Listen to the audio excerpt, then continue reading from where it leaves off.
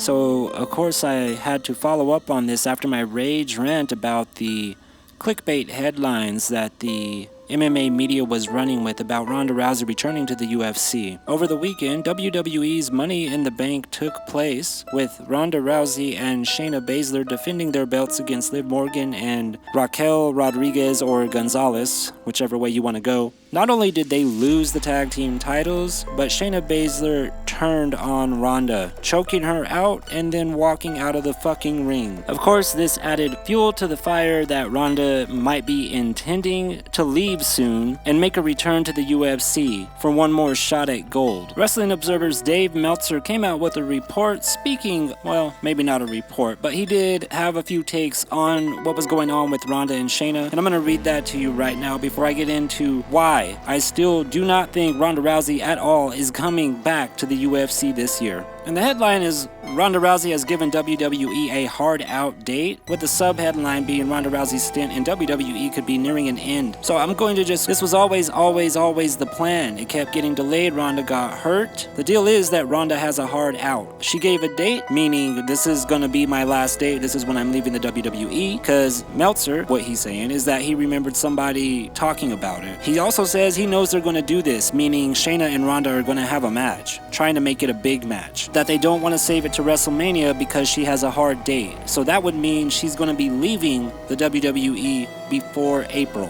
But back to what Dave is saying, they want to do a feud. The whole tag team was to set up Ronda and Shayna doing a feud. Ronda wanted to do a feud with Shayna. She always wanted to do it because Shayna is the one that got her basically into pro wrestling. Based whenever that out is, her out, meaning leaving the WWE, they had to get it done now. This was the latest that they could go. They wanted to have a long title reign and build it up and do a whole uprising of not only women's wrestling, women's tag team wrestling with those little remarks is what he's saying. I'm summarizing. And they did not have time. It just got messed up. Really, it was the broken arm that screwed it up more than anything else, but that's what happened.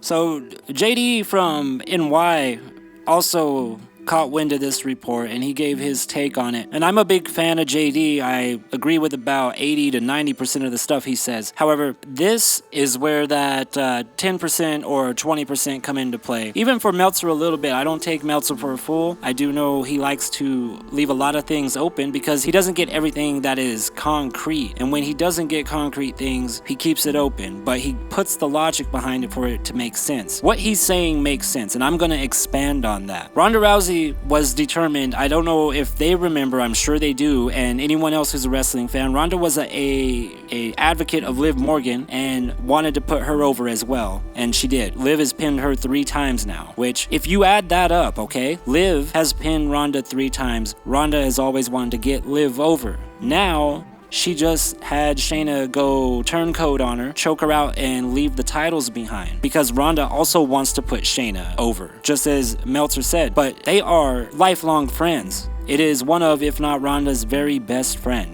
It goes way deeper than wrestling and even MMA at this point. They have a very, very long history outside of MMA and wrestling as well. The story that could be told for this kind of match would be so amazing if the WWE would let it happen. Ronda and Shayna would go in there and give one of the, if not the best women's match as far as entertainment goes, because they'd beat the shit out of each other. Way worse than like Sasha and Becky at Hell in a Cell. If they told the story with all the clips and all the footage of them and how they came together and them growing up together, not as kids, but growing up in their careers together, would be an amazing, beautiful thing. And Ronda would want nothing more than that. She loves Shayna, and Shayna loves Ronda. There's absolutely nothing wrong with that. They're great friends, and it's a cool thing to see. I've been an advocate for them to be the champions for a long time, or to be doing something for a long time, basically ever since Ronda went over there. Ronda is getting out, in my opinion, not to fight. Maybe to make an appearance, maybe to fucking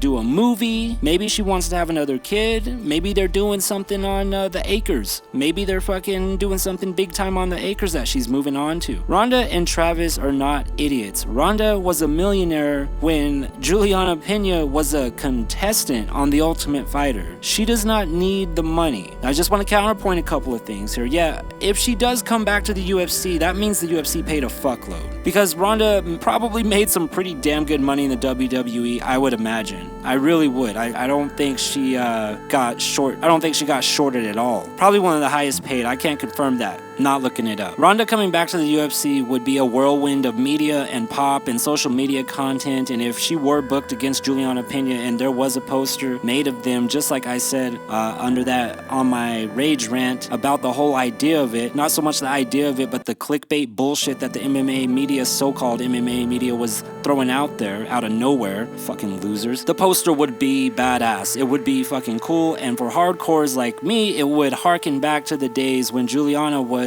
just an up-and-comer and already targeting Ronda, and also MMA media, commentators, and other fighters were already comparing her to be at the state of Miesha Tate and Ronda Rousey. I just want to concede that. I know that. I know the appearance would be great. JD stated that Ronda was 36, she could still go over there and, probably throw down, and it wouldn't be as bad as the WWE. This is where I disagree. I think that at 36 as an MMA fighter is way different than 36 as a pro wrestler. Both take tons of fucking punishment throughout their careers. However, what you lose in athleticism as time goes on in age affects you way more when you're competing with high stakes such as a UFC title, as any kind of martial arts champion or Olympic gold, right? That's why gymnasts at 35 aren't doing backflips. Now, I know MMA fighters are not necessarily comparable to the athleticism of gymnasts, but you get my point. People can wrestle into their 50s. If you're in your 50s and you're fighting MMA, you need to fucking figure out what the fuck you did wrong. It's not to say that Ronda wouldn't be strong or in shape or she would come out a-swinging. It is my opinion.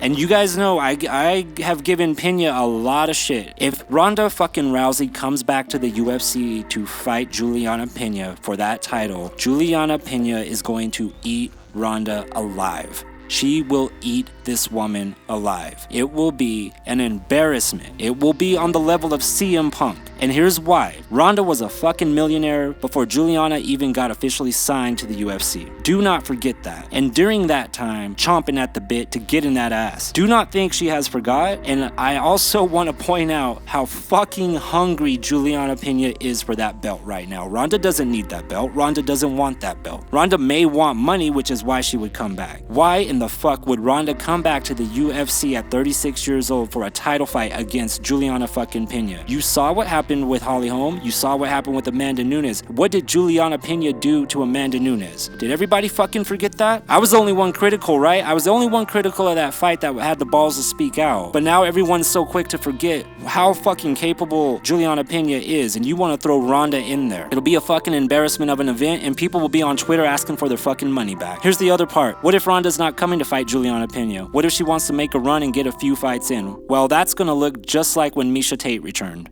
It's gonna look the exact same.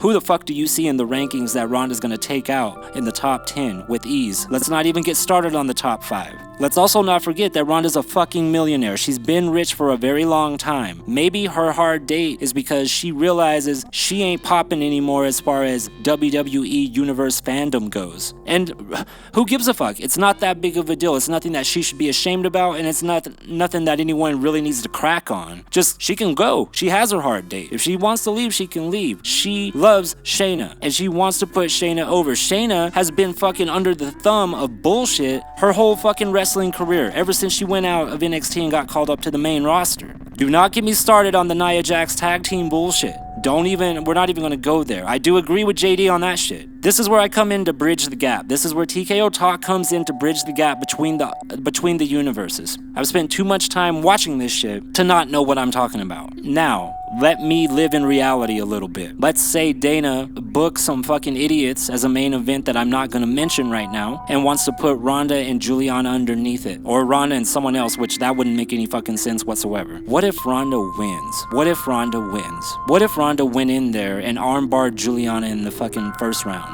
in 2.5 minutes? Then it only goes to show everything I've been fucking saying to begin with was still right. That the bantamweight division ain't shit, and that its number one contender ain't shit.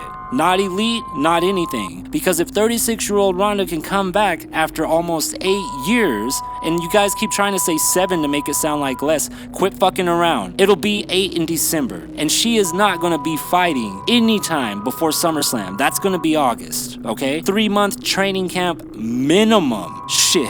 Dude, this is the most impossible shit. And then going back into the USADA pool, unless UFC says, oh, let's fucking exempt it. Then what if Ronda has a Brock moment? All of this is a bunch of bullshit. None of it makes sense for it to be real. If Ronda is coming back to the UFC this year, it is going to be a huge fucking mistake on her part.